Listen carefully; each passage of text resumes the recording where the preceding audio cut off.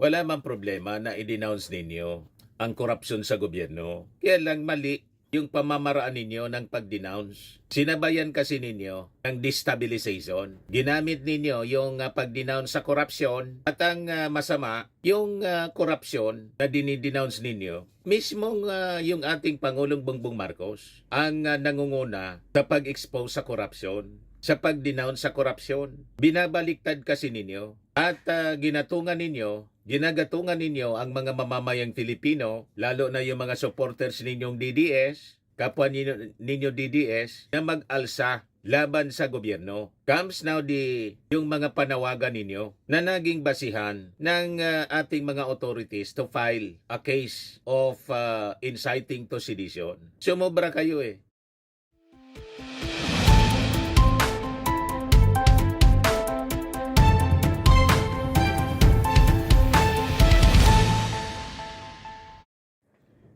Hello po mga kababayan, si Dante Maravillas. Arestado ngayon po si Retired Major General Romeo Poquis for inciting to sedition. Ayan po mga kababayan. Ito yung post niya kanina. Romeo V. Poquis, 40 minutes ago, nag-post siya mga kababayan. Arestado ako ng PNP CIDG sa airport terminal. On the way na kami sa PNP CIDG sa Camp Crame. Mabuhay ang Pilipino. Ayan siya ngayon, mga kababayan, as reported ng GMA News. Sabi rito, tingnan, inaresto ng pulisya si Retired Major General Romeo Poquis pagdating nito sa bansa, pasado alas 8 ng umaga ngayong Lunes, January 5. Ang warrant of arrest laban kay Poquis ay kaugnay ng kasong inciting to sedition, courtesy ni Attorney Ferdinand Topacio. That's sir. Masyado kasi ninyong minamaliit yung ating Pangulong Bongbong Marcos. Ang akala ninyo, hindi kayo papatulan kasi mabait. Yan ang malinaw na maling akala po ninyo. Huwag ninyo kasing sinasagad yung kabaitan ng ating Pangulong Bongbong Marcos. So yun ang inabot ninyo. Tulad ni Digong, masyadong minaliit ang kakayahan ng ating Pangulong Bongbong Marcos. O ano ngayon inabot ni Digong? Di ba na-deliver, mga kababayan sa Dahig? So marami pa. Mga kababayan itong mga kasama si Retired General Poquis. Malamang sa malamang, marami pang susunod na makukulong mga kababayan dahil sa kasong inciting to sedition. So pag napatunayan siya mga kababayan na nagkasala for inciting to sedition under the revised penal code, 6 years. Kulong for 6 years. Although bailable siya. Di ba? So sabi dito sa balita, in a press briefing at Camp Crame, Acting PNP Chief Lieutenant General Jose Melencio Nartatech Jr. said a warrant for Poquis arrest was issued on December 5. But he did not specify which court issued it. Si Poquis is the convener of the United People's Initiative, a group of retired military officers that has called for President Ferdinand Marcos Jr. to step down amid the corruption scandal. Poquis is expected to be brought to the Criminal Investigation and Detection Group headquarters sa Camp Crame, Quezon City. Sabi po ni NCRPO Director Major General Anthony Abirin. Asked whether the arrest signaled a crackdown on anti-administration sentiments among retired uniformed personnel, Nartatech said in Filipino, it's not personal anya. The complaint filed against Poquis stemmed from public statements and social media posts denouncing corruption in government, particularly the anomalous flood control projects. Wala mang problema na i-denounce ninyo ang korupsyon sa gobyerno. Kaya lang mali yung pamamaraan ninyo ng pag-denounce. Sinabayan kasi ninyo ng destabilization. Ginamit ninyo yung pag-denounce sa korupsyon at ang masama, yung korupsyon na dinidenounce ninyo, mismong yung ating Pangulong Bongbong Marcos ang nangunguna sa pag-expose sa korupsyon, sa pag-denounce sa korupsyon. Binabaliktad kasi ninyo at ginagatungan ninyo ang mga mamamayang Filipino, lalo na yung mga supporters ninyong DDS, kapwa ninyo DDS, na mag-alsa laban sa gobyerno. Comes now yung mga panawagan ninyo na naging basihan ng ating mga authorities to file a case of inciting to sedition. Sumobra kayo eh. O ngayon, sa korte na kayo magpaliwanag. Kumbaga, sa inyong paniwala, it is not inciting to sedition, kundi parte ng inyong mga constitutional rights to petition the government for redress of grievances. O di ba? Sa korte, mabibigyan kayo ng fair chance, ng due process kung sumobra nga kayo o hindi. Kung hindi kayo sumobra, parte yun ng inyong constitutional rights, di mapapawalang sala kayo. Yun lang yun. So sabi dito sa balita, the Partido Democratico Filipino earlier reported a plan to arrest Pokis, a vocal critic of the Marcos administration, and founder of the United People's Initiative, a group of retired military officers. The group held a protest rally at the People Power Monument along EDSA last November to denounce the scam involving flood control projects. So ito po yung pag-serve ng warrant of arrest sa kanya.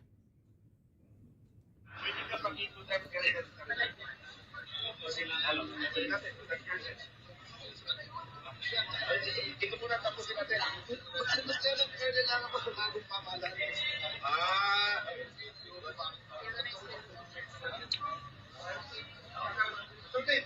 Abogado niya si Topacio. Si Marcos, napalito na. Nagtatawanan pa sila.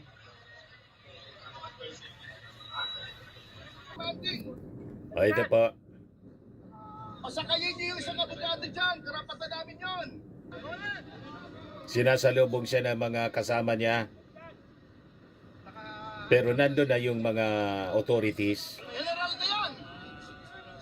So si Atty. Topacio po.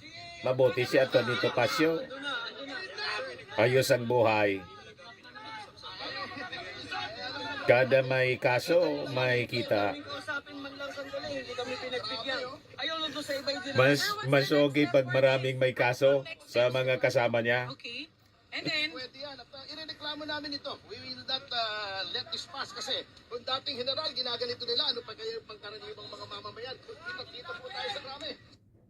Magkita daw sa krami. Ito si Pokis. Pinusasa na po. Ito ay panggigipit to, pang-ahas, pananakot sa ating mga taong mga mamamayan.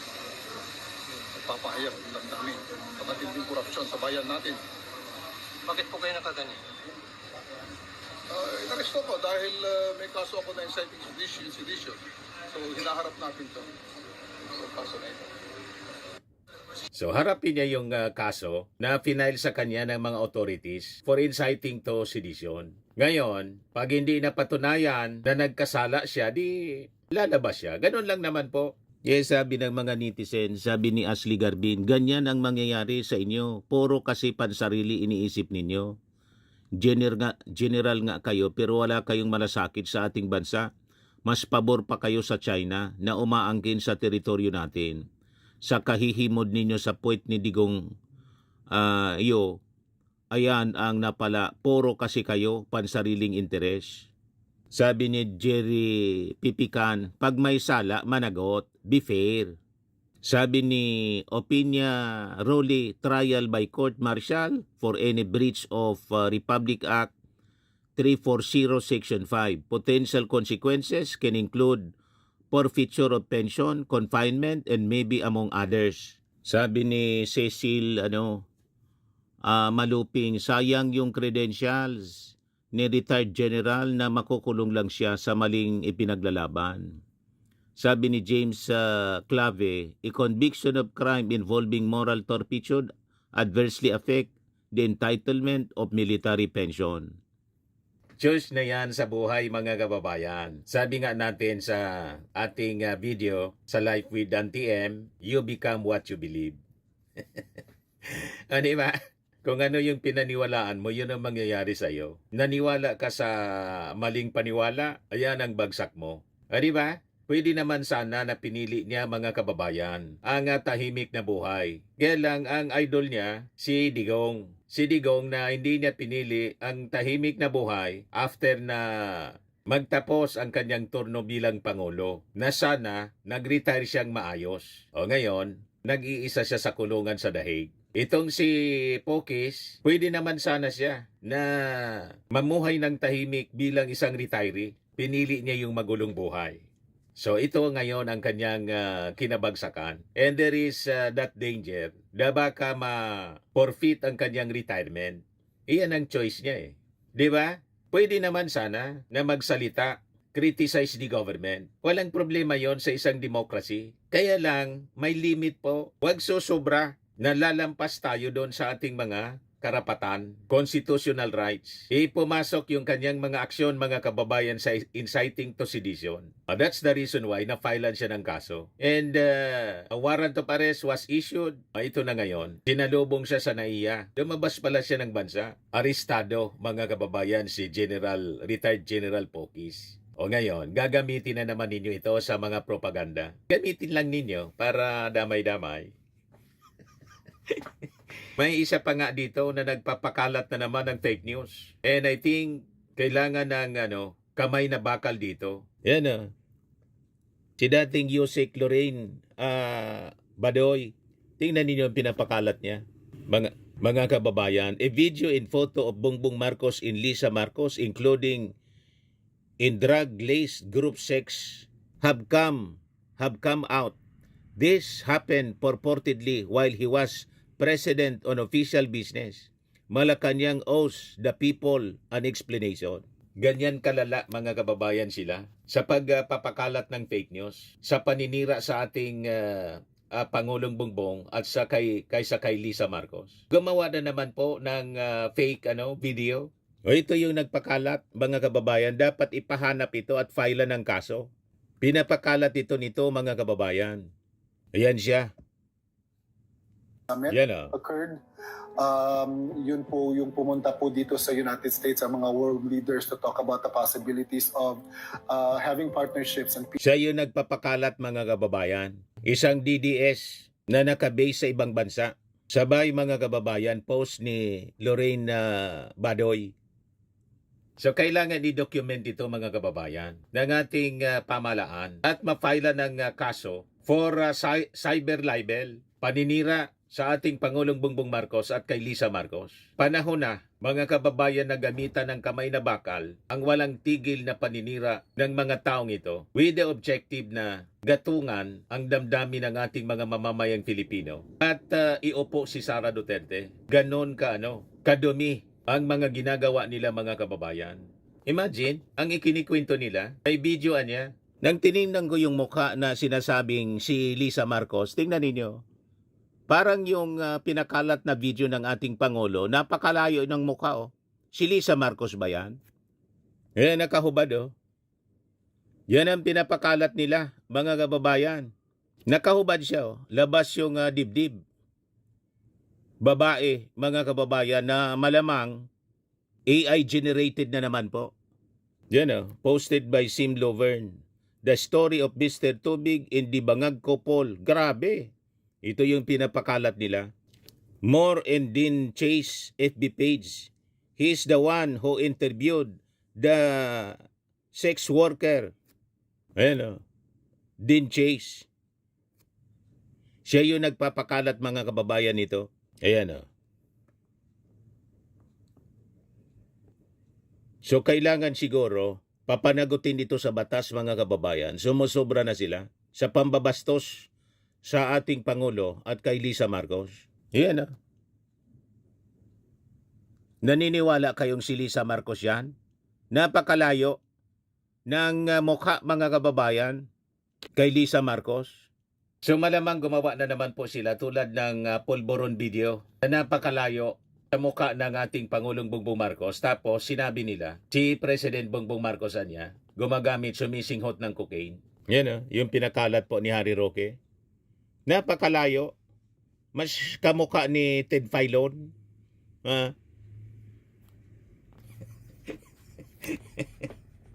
Kamukha ni Ted. Kinopya yata yung picture ni Ted Filon, mga kababayan. Ayan ang pinapaniwalaan nila.